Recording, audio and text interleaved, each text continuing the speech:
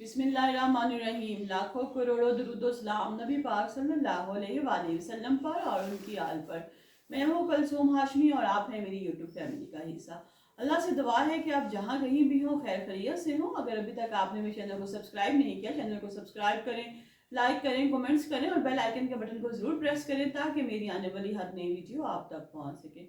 नाबिया नाज़रीन, जो नाबिया लड़की है वो अपने घर में अपने बहन भाइयों से सबसे ज़्यादा खूबसूरत थी और गुर्बत में भी उसके जो माँ बाप हैं बाकी बच्चों को खाने के लिए दें या ना दें, लेकिन अनाबिया को खाने के लिए ज़रूर देते थे। और जब भी कोई मेहमान आता तो अनाबिया को छुपा दिया जाता और अनाबिया जब पूछती कि आप मुझे क्यों छुपा रहे हैं तो कहना कि तुम्हें नजर न लग जाए, तुम बीमार ना हो जाओ, तुम हमारे घर में सबसे खूबसूरत बच्ची हो। लिहाजा जो नाबिया है इस तरह बढ़ते बढ़ते जो है 20 साल की हो गई और जब 20 साल की नाबिया हुई तो उसके साथ ऐसी कौन सी बात शेयर की गई कि उसके जो है होश उड़ गए और वो ऐसी परेशान हुई कि उसके पास कोई चारा ना रहा। नाज़रीन, स्टोरी क्या है अनाबिया की, और ये जो कौन लोग थे जो अनाबिया को कह तो रहे थे कि हम तुम्हारे वालिदैन हैं, लेकिन दूसरी तरफ उसको ऐसी दोज़ख में धकेल रहे थे कि कोई भी इंसान जो है अपनी बच्चियों को इसके बारे में सोच भी नहीं सकता। नाज़रीन, इस वीडियो में आपने अंत तक मेरे साथ रहना और देखना है कि किस तरह जो वालिदैन है बाज़-औक़ात औलाद को किस तरह मजबूर कर देते हैं। नाज़रीन, यह नाबिया लड़की का वाक़या है। ये जो नाबिया है ये अपने बहन भाइयों में तकरीबन तीसरे से चौथे नंबर पर आती है और जो बाकी इसके 4 भाई और 2 बहनें हैं, तीसरी यह नाबिया बहनों में शामिल है। जब भी इनके घर में किसी ने आना तो नाबिया को छुपा दे जाना। नाबिया ने पूछना कि आप लोग मुझे क्यों छुपाते हैं, तो उन्होंने कहा तुम बहुत खूबसूरत हो। इसी तरह नाबिया कहती है कि मैं 19 साल की होगी और जब 19 साल की हुई तो मेरी 20वीं सालगिरह मनाई गई। जब मेरी 20वीं सालगिरह मनाई गई तो मेरी 20वीं सालगिरह जो वो इतनी धूमधाम से मनाई गई कि मैं भी हैरान, मेरे बहन भाई भी हैरान कि वो कब अक्सर ऐसा होता था कि मेरे बहन भाइयों को खाने को वो कुछ ना मिलना जो मुझे खाने को मिल जाना करना। तो मेरे बहन भाई भी मेरी सालगिरह पे एक दूसरे को आंखों से इशारे कर रहे हैं, माँ बाप भी कर रहे हैं। तो मैं बड़ी परेशान कि आज कोई बात है और जब मेरे वालिद है वो मुझे कहता है कि नाबिया आज हम तुमसे कुछ मांगेंगे, तुमने हमें जरूर देना है। नाबिया कहती है कि मैंने कहा कि क्या माँ बाप क्या मांग सकते हैं, मेरे पास क्या है। मैंने कहा जरूर अबू, आप जो मुझसे मांगेंगे मैं आपको जरूर दूंगा। फिर क्या होता है कि सारे घर के जो लोग हैं वो इकट्ठे हो जाते हैं और मुझे बिठा दिया जाता है, बताया जाता है कि नाबिया आज तुम 20 साल की हो गई हो, हमने तुम्हें पाल पोस के बड़ा किया, आज हम तुम्हें एक हकीकत बताते हैं कि तुम जो हमारी सगी बेटी नहीं हो, ये 4 लड़के और 2 लड़कियां मेरी सगी औलाद हैं, तुम मेरी औलाद नहीं हो।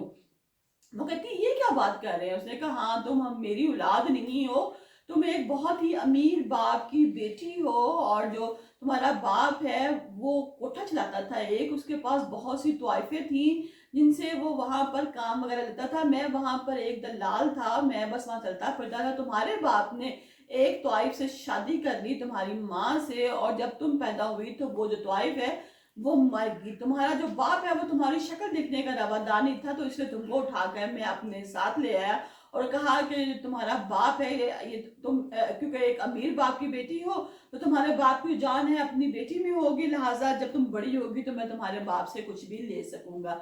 लिहाजा अब तुम बड़ी होगी और 20 साल की होगी, हमने तुम्हें पाला पोसा है, तुम्हारा हक है कि तुम अपने बाप की जायदाद में से हमें हिस्सा लेकर दो। और क्योंकि तुम्हारा जो बाप है वो बहुत करोड़पति है, अब कल तुम्हारे बाप के पास जाएंगे, तुमने हमें अपने बाप से कहकर हिस्सा लेकर देना है, इसीलिए सारी उम्र हमने तुम्हारी बहुत खिदमत की है, अब हमारी खिदमत का सिला देने का तुम्हें वक्त आ गया। नाबिया कहती चले ठीक है। नाबिया चली जाती है अपने बाप के पास, लेकिन जब वो वहां जाती है तो सूरत हाल बिल्कुल मुख्तलिफ होती है। वहां पर जो नाबिया का बाप है वो उसको पहचानने से इनकार कर देता है। वो कहता है कि मैं तो एक कोठा चलाता था, मेरे पास तो बहुत सी तोइफे थी, इस तरह तो हर रोज कोई ना कोई बंदा मेरे पास आ रहा है कि तुम्हारी औलाद है, ये तुम्हारी औलाद है, तो मैं तो इसको अपनी बेटी मानने से इनकार करता हूँ, लिहाजा ये मेरी बेटी नहीं है। वहां पर ये जो आदमी है जो दलाल था पहले वो बहुत शोर करता है, बहुत मनाने की कोशिश करता है, लेकिन वो सूरत हाल जो है वो काबू में नहीं आती और जो नाबिया का बाप है वो नाबिया की शक्ल फिर देखने का रवादार नहीं होता और कहता है कि ये मेरी बेटी नहीं है। इसका जो स्टेला बाप है वो नाबिया को लेके फिर वापस आ जाता है। जब घर आता है सब इकट्ठा करता है, इसके बहन भाई भी बैठ जाते हैं, तो बताता है कि जो नाबिया है इसका जो बाप है इसने इसको लेने से इनकार कर दिया है। अब ये क्या करेगी कि ये अपनी ही माँ वाला काम करेगी, जिस कोठे पे इसकी माँ थी वहीं पे ये काम करेगी और वहीं से पैसे कमा कर जो हमारा कर्जा है वो उतारेगी, ताकि یہ ہمارے سامنے آپ کے یہ بدلے اتار سکے. اب اس کا ایک جو بھائی ہے وہ بڑے غور سے باتیں سن رہا ہے, بار بار دیکھ رہا ہے, اس کی شکل سے لگ رہا ہے کہ شاید وہ اس بات سے راضی نہیں ہے.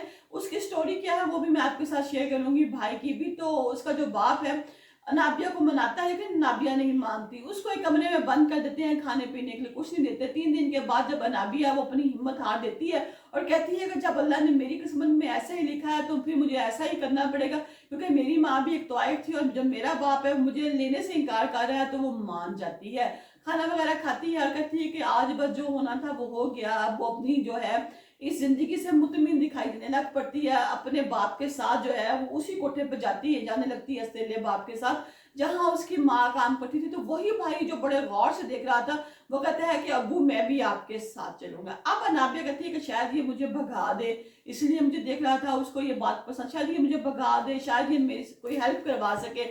اب وہ دونوں جو ہیں باپ بیٹا اور یہ نابیہ یہ جاتے ہیں, رستے میں اس کا بھائی کہتا ہے کہ مجھے واش روم میں جانا ہے, نابیہ تم بھی آ جاؤ ساتھ, تم بھی آ کے فریش ہو لو, پھر آگے کا سفر طے کرتے ہیں. اب جب دونوں بہن بھائی جو ہیں ستیلے یہ جاتے ہیں واش روم میں, تو وہاں پہ اس کا بھائی اس کو ایک موبائل دیتا ہے, ایک پتہ دیتا ہے, کچھ پیسے دیتا ہے اور کہتا ہے کہ تم یہاں سے بھاگ جاؤ. نابیہ جو ہے اپنے بھائی کی اس حرکت کو دیکھ کے بڑا روتی ہے, اس کی آنکھوں میں آنسو جاتے ہیں, کہتی بھائی آپ بھی میرے ساتھ چلو. کہتا ہے کہ نہیں یہ میرا دوست ہے, یہ وہاں پہ کھڑا ہوگا کراچی میں, تم اس کے پاس لے جاؤ, آؤ تمہیں میں اسٹیشن سے بٹھا دیتا ہوں. بس نابیہ کہتے ہیں یہیں سے میری زندگی کا وہ دور شروع ہوا, وہ ٹائم شروع ہوا کہ ابھی تک میں اس وقت کی سختیاں برداشت کر رہی ہوں کہ جیسا باپ تھا ویسا ہی بیٹا نکلا. جب میں وہاں اسٹیشن پہ پہنچی کراچی تو ایک بندہ وہاں آلریڈی پہلے کھڑا تھا. کہتی مجھے تو کسی کا پتہ نہیں تھا, پہلی دفعہ میں گھر سے نکلی تھی تو میں اسی بندے کے پاس, جب پتہ میرے بھائی نے پکڑایا تھا, میں اسی کے پاس جب چلی گئی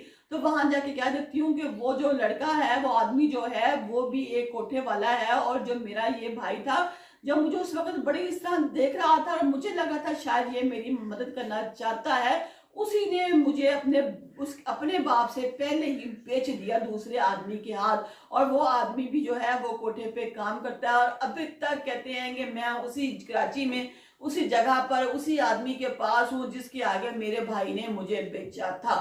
ناظرین یہ تھی اس نابیہ کی سٹوری کہ بعض اوقات جو ہے انسان جو ہے اعتبار کر لیتا ہے. اگر اس کو اپنے سیلے باپ پر اعتبار نہیں آیا تو اس کو تھا اپنے بھائی پہ اعتبار, کہ جو میرا بھائی ہے وہ میرے ایسے دیکھ رہا ہے, شاید اس کی جو غیرت ہے وہ گوارا نہیں کرتی کہ میں بھی اتنے سال 20 سال اسی فیملی میں رہی ہوں, اسی فیملی کا حصہ رہی ہوں, شاید میرے بھائی کی جو غیرت ہے اس نے یہ گوارا نہیں کیا. لیکن مجھے یہ نہیں پتا تھا کہ جو خون ہے وہ اپنا اثر ضرور دکھاتا ہے. یہ کس باپ کا بیٹا تھا, یہ اسی باپ کا بیٹا تھا نا کہ جس نے 20 سال میری اسی طرح خدمت کی کہ شاید ایک لالچ کی بنا پر کہ جو اس کا باپ ہے وہ رقم ادا کرے گا, جب میرے باپ نے رقم ادا کرنے سے انکار کر دیا تو اس نے مجھے بیچ دینے کے لیے آگے کسی کوٹھے پہ رابطہ کیا. لیکن اس سے پہلے ہی اس کے بیٹے نے, یعنی کہ جو خون ہے وہ اپنا اثر ضرور دکھاتا ہے.